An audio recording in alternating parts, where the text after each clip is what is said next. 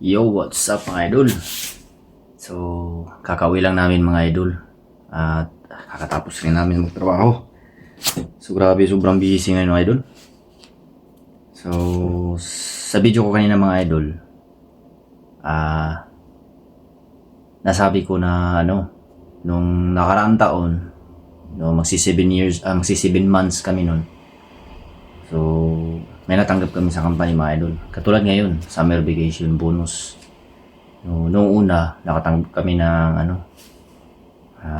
330,000 won. And then, ngayon mga idol, so mas lumaki siya ng konti mga idol kasi 1 year and 7 months na tayo dito mga idol sa South Korea.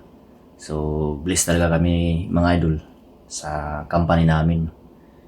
Kasi in terms of mga bigayan-bigayan, so meron talaga, no?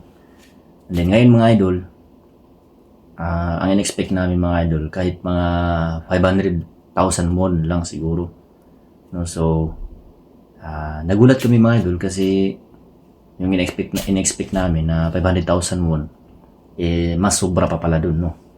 So, ipapakita ko sa inyo mga idol.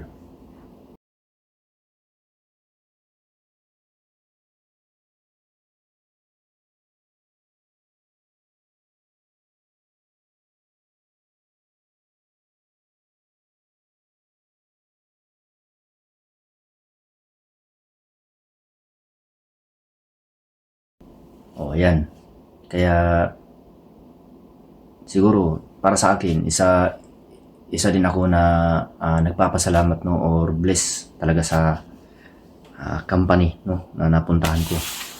So, iba-iba man ang company dito mga idol. Then yung bigayan ng mga bonus, hindi rin pare-pareho, pero at least kahit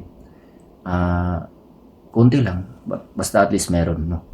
So kami, para sa amin, blessed talaga kami kasi in terms of mga bonus like Sulnal, Chusuk, then summer vacation, no? Meron talaga. So yun lang mga idol. Then salamat sa panonood.